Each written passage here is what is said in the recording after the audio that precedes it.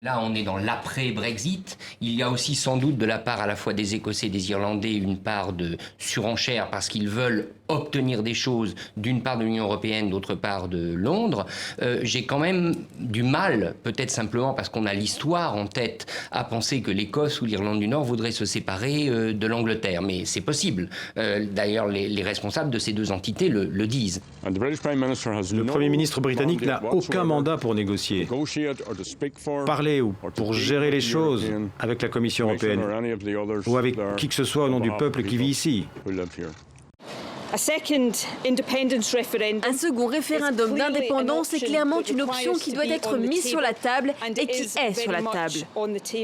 En ce qui concerne l'Écosse, je pense que si la Grande-Bretagne ne négocie pas une sortie à l'amiable avec pas mal de faveurs de l'Union européenne, l'Écosse va demander une nouvelle référendum. Déjà, Nicola Sturgeon, qu'on a vu tout à l'heure, a fait comprendre aujourd'hui qu'elle n'accepterait pas que la Grande-Bretagne sorte de l'Union européenne. Donc on peut y arriver que l'Écosse demande son indépendance par référendum, et je pense que cette fois-ci, elle l'aura. Et dans ce cas-là, c'est le début du démantèlement du Royaume-Uni. Royaume-Uni, on pourrait dire Royaume-Uni, on n'en sait rien. Mais c'est vrai que du côté écossais, il va y avoir certainement une volonté de se séparer.